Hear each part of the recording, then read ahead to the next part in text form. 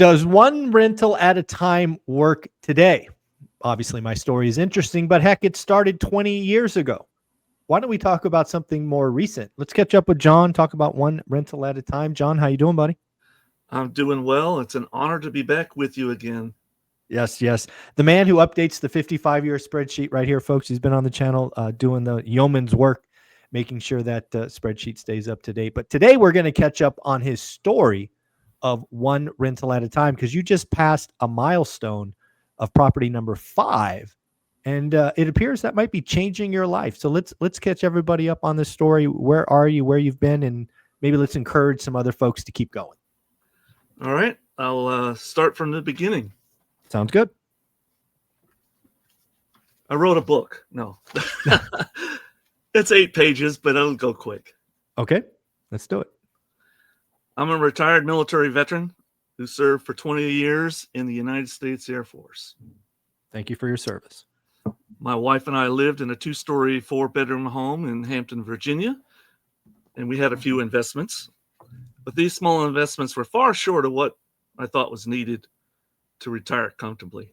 Mm-hmm. I wanted to save a lot more money, but there was always another big expense to pay for. Yeah. The reality of the situation was that we were not living within our means, and we were constantly racking up credit card debt every month that didn't get paid off. Like a lot of people, we were living paycheck to paycheck, and we had bad debt, which stymied my dream of one day becoming financially independent. My journey to financial independence started in the summer of 2013 when I was 53. Circumstances back in California, where I grew up, was to have a major impact on my finances and would force me to make some big decisions. My mother and I were co-owners of the house in Sunnyvale, California, not far from where you lived in Mountain View. Yep.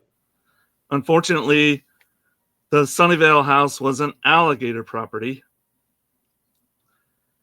that was very old and always in need of repair. Yeah. The projected repair costs were estimated to be somewhere between $150 and $200K. Wow. Yeah. Now, I do have some humor for us, but Okay. I'm not going to bring up the PowerPoint presentation just yet. But this is how I felt about that house. All right. The pet I didn't want. Yes. Negative cash flow. That's a monster alligator. Yeah. Yeah. Yeah. He's hungry. Yes, he is. He's fat. Yeah. He's well fed. Yes. Yes. I love that. Love that. The decision to sell. It was the summer of 2013. It was time to make some tough decisions on what to do with the Sunnyvale house. How was I going to pay for all the repairs? Do I take a loan out and go deeper into debt? Or would it be better just to sell the property? It became obvious that I really couldn't afford the loan payments on a new mortgage. And no one in our family had any kind of money to take care of something like that. So I made the decision to sell the Sunnyvale house, and I set a goal to complete the entire process in just 18 days. All right. Goal oriented, I see. Yes, it's a military operation put into civilian practice. I like it. The house next door sold for $725K at that time. It was a turnkey property. So I decided to list our home for $75K less, $650K. Okay. Because it needed so many repairs. And $75K was a lot less than 100 or 200. You know, it's ridiculous.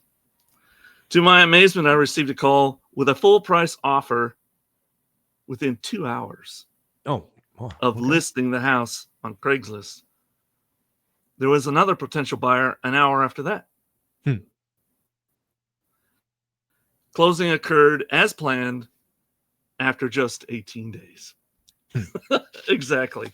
Plan executed well. In October of 2013, we used, we used $335K of the proceeds from the sale of the house in Sunnyvale to purchase a home we found in Newport News, Virginia.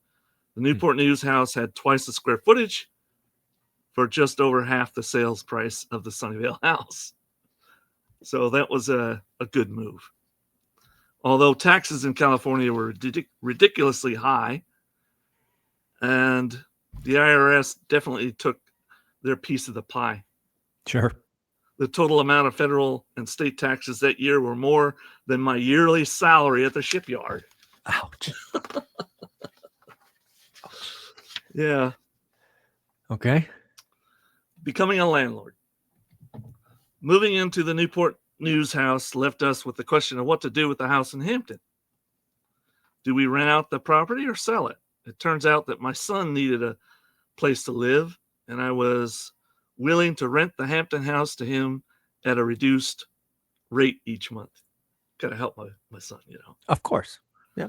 Less than a year later, he decided to move out. Thanks, son. So again, I was faced with the question, do I become a landlord and rent the Hampton house, or do I sell it? Excuse me a second. Mm-hmm. All right. It was 2014, and the decision was made to become a real landlord. Because my son decided to move out, I was able to raise the rent to fair market price. And at that time, it was $1,350.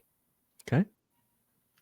After subtracting expenses, the extra cash flow helped us pay off the remaining balances on all of our credit cards. Oh, nice.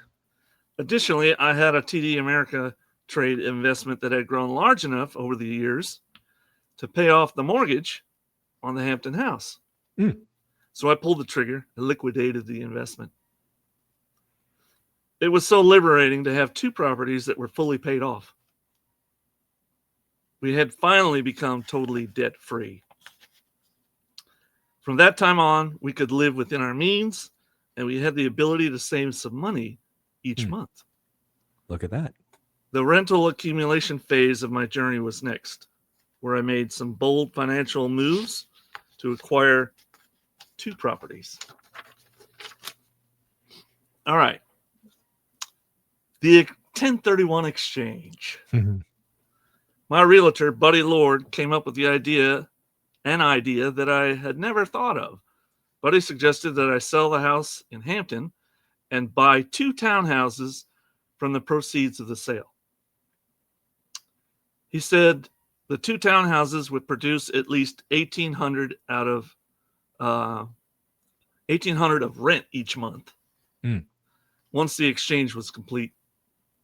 But he also said we could avoid any capital gains from the sale. Saving 20% on capital gains taxes was huge. Absolutely. Yeah. All of this sounded too good to be true, but yet Buddy was a property owner and he had over 40 years of experience as a trusted realtor. So from that time on, Buddy became my mentor. He's 88 today, by the way. Nice job, buddy. Meanwhile, the tenant in the Hampton house started paying rent late each month. Soon, no rent was being paid at all. Eventually, we had to get judgment through the court and evict the tenant. The tenant moved out before the sheriff arrived to give us possession of the property. Unfortunately, the tenant trashed the house and needed a lot of repairs. Of course. Fortunately, I had enough reserves saved up to make all the necessary repairs in preparation for the 1031 exchange. Once the repairs were complete, it was time to list the house for sale. We discovered that closing costs made it very difficult for some families to qualify for a loan to buy a house.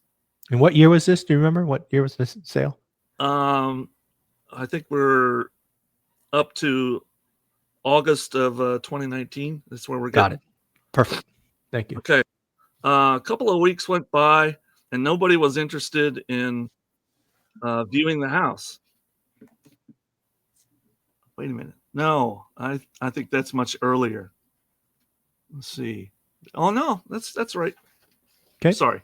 It's all right. Got to keep my back straight here. We actually raised the price of the house and advertised that the seller, meaning me, would pay for most of the closing costs. The tactic worked. And many prospective buyers started calling about the house. The only concern was about the appraisal. Would the appraisal come in high enough to cover the asking price? It did, and the property sold for $186K. Nice. Okay. So in August 2019, all the proceeds of the sale were temporarily kept by our lawyer, and the 1031 exchange required us to identify the first of 2 townhouses within 45 days. Buddy found 2 properties that cost $195K respectively. After the first property was closed, the remaining proceeds was about $12K short of being able to pay off the second townhouse. As my property manager, Buddy quickly found, or already, he found a short-term loan for us, which allowed us to close on the second townhouse. Nice. Okay.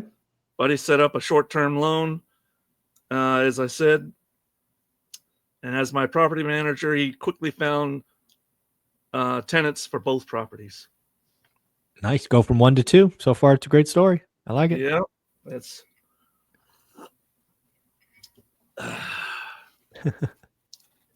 hot chocolate. Good stuff. There you go. Good stuff.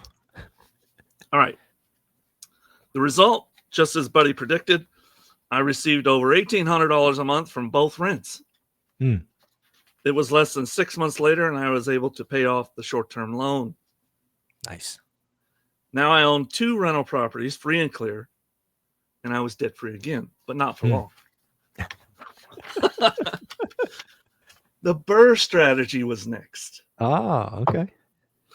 Owning rental properties was already having a major impact on my quest to become financially independent. I started watching videos from you, Michael Zuber, and Bigger Pockets. You said if I could just get 4 rental properties, it would change my life. So I decided to open up a home equity line of credit on my 2 rental properties to acquire and fix rental property number 3. I was fascinated with the book I read concerning the BRRRR, buy, rehab, rent, refinance, and repeat strategy. If I successfully pulled off this process, then I would acquire my next property for little or no money. Using the MLS, I located a short sale on another townhouse. I purchased the property using a HELOC loan. In June 2020, we closed on the deal for $72K, but the property needed a rehab. The rehab took a few weeks to complete and ended up costing about $22K. Okay. Thus far, we had completed the buy, the rehab, and rent phases of the BRRRR strategy. We needed to refinance the property next. The appraisal came in too low. Oh, joy. And refinancing did not make sense. This meant paying down the HELOC for 10 months before making a second attempt to refinance the property number 3. Okay. During that period of time, the property did not cash flow. Another alligator, right? That required a bigger payment than what the property brought in from rent. The one good thing about all of this was that I was paying down the HELOC, and the principal was quickly being paid down. The decision to put a new floor secured a much higher appraisal, $136K, and we secured a 30-year fixed rate mortgage for $90K. Nice.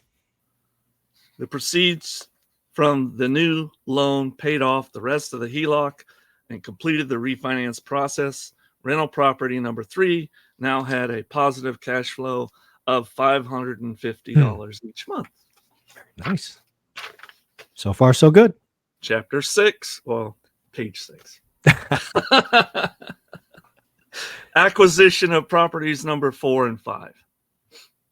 Due to the pandemic and very low interest rates, the supply of available single-family homes was extremely low and the demand was very high.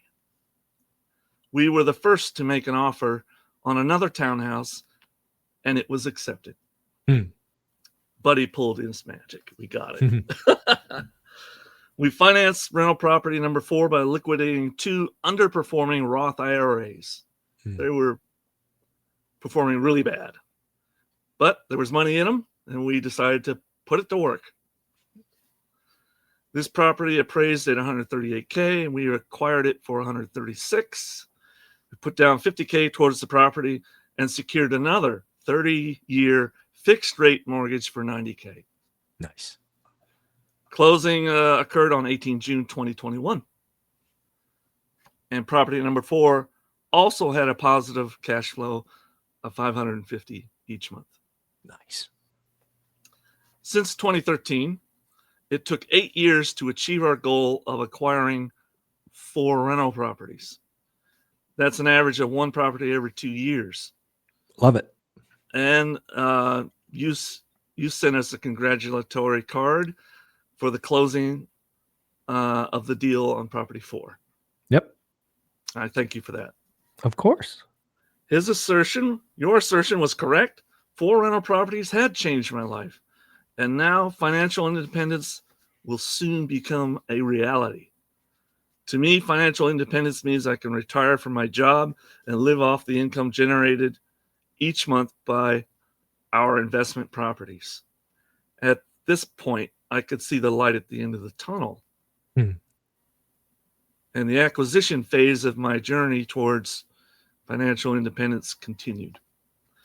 We purchased property number 5 on 10 December 2021 for $93K, 20% to LTV, and we had an $18.6K down payment and financed the remaining $74.4K. Okay. Loan payoff for property 3 and 4. After the next few years, inflation had caused my rental property values to double. At age 62, full retirement for Social Security was almost 5 years away. It seemed like the years had gone by in a blink. Now I had a new goal: become debt-free at retirement by paying off all of the remaining mortgages. By paying off 3 properties, but paying off 3 properties seemed like it would take forever. Expenses for the property upgrades and a couple of vacancies delayed my goal of paying off another one.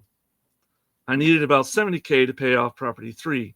Since I was over the age of 59 and a half, I could take some of my 401k money and put that to work without a 10% penalty.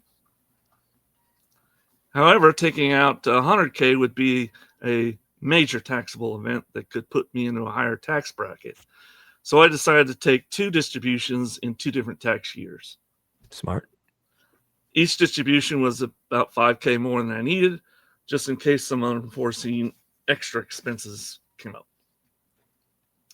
The first distribution was $50K for the tax year 2024, and the second distribution was $30K for tax year 2025. The result was that property 3 got paid off in January 2025. Nice. Now I was 65 years old with 3 paid off rental properties. Retirement was now only 1 year and 9 months away. I'm coming up on it. Yeah. Utilizing half of my 401k money to eliminate another mortgage allowed that money to be put to work immediately by increasing my monthly income. The net rental deposits for January 25 were about $7K after expenses. Not bad. Thus, the income snowball was rolling. Next was the ambitious goal to pay off property 4 by January 2026. To achieve that goal would require another $85K.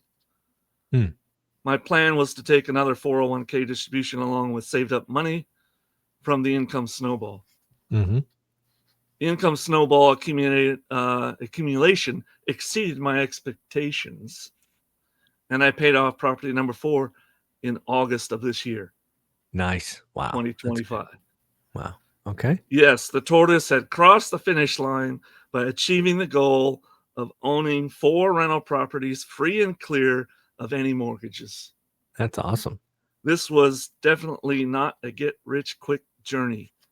It took 11 years to acquire 5 rental properties and pay off 4 of them. It is now October 2025, and retirement is only 1 year away. I have just 1 year left to achieve my goal of becoming totally debt-free. And of course, God has blessed me exceedingly. Love that. I would be remiss if I did not mention those who influenced my journey. Without these people, I would never have reached such success. Buddy Lord, who is the best realtor and property manager in the business. Mhm. Andy Orleans, who helped me acquire 30-year low interest rate mortgages. Michael Zuber, author of the book One Rental at a Time. Dion McNeely, author of the book Financial Freedom for the Lazy Person. Matt the Lumberjack Landlord for his tips on keeping maintenance costs low. Chad Carson, author of the book The Small and Mighty Real Estate Investor. Dave Ramsey, author of the book The Total Money Makeover. Robert Kiyosaki, author of the book Rich Dad Poor Dad. Brandon Turner, author of the book Rental Property Investing. David Green, author of the book Buy, Rehab, Rent, Refinance, and Repeat. And lastly, Ken McElroy, author of the book The ABCs of Real Estate Investing. And that's my story to this point. That's amazing. So I want to pull on a couple of threads because I think it's important to go back and kind of hit this. The journey starts in 2013. It's now 11 or 12 years later. Your goals have changed, right, as you've gotten in the process. And I think that's awesome. I think a lot of people start this journey with one goal and then don't pivot as they gain experience. And you right-sized your goal for your life, which is what everybody should do, right? And your goal was free and clear properties at retirement. And I think that's amazing. So congratulations for pivoting and listening to advice from Buddy and just continually executing and congratulations. Thank you so much. It wasn't easy. It's not supposed to be. Getting wealthy is, if it was easy, John, everybody'd do it. That's exactly right. And that's why so few people do. Exactly. And the other thing is you said right there at the end, and I just want people to realize the tortoise wins. A lot of people come at this like a bolt of lightning or the rabbit or the hare, and they just burn out. It's the discipline, it's the focus, it's the consistency, it's the boring months, right? You went months and months and months between acquisitions and years, right? You did 5 and 10 years. It's one every 2 years. I mean, that's a lot of doing nothing, but you were doing something. You were paying down debt. You were learning. You were pivoting. And it just takes time, folks. I keep telling you, step 3 of getting wealthy is a decade. It's just how it works. You know how we put it in the Air Force. You plan your flight and you fly your plan. There you go. And so I persistently carried out my plan. I love that. John, this is an amazing story. Again, 20 years of service. Didn't start this journey, until 11 or 12 years ago. Finished it, crossed the line, and you got a year left till you retire. So congratulations on that. You got short-term itis, I'm sure. And yes, I do. It'll be here before you know it. That's for sure. So, John, any closing thoughts for folks? Maybe a little bit of humor. Sure, I like humor. Can we turn it over? Yeah, just my screen, or how do we do this? So there's a little button on the bottom with like a computer monitor and a plus, I think. Let me see here. It says slides in PDF. Share screen, slides in PDF at the top. I see a plus button. Yep, hit that. Is that it? Hit that. Yeah, hit that. All right. Then it'll bring up a drop down and it says slides in PDF. Right. And that should be it. You should be an arrow, and then you should be able to pick your slides. It's not letting me do it. Technology. Yeah. That's okay. Well, I came prepared. I knew you would. Why don't you show them? Yeah, I'll just show them manually instead of the PowerPoint file. Cool. All right. taxes, insurance, I guess, just a bunch of good real estate jokes. Okay. We're thankful for having a roof over our head.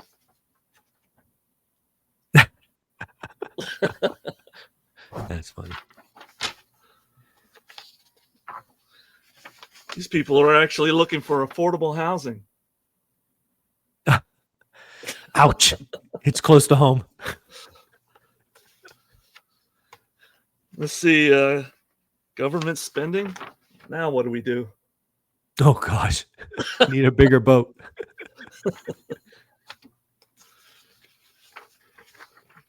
Do I pay enough taxes? Oh, yeah. Yeah, absolutely.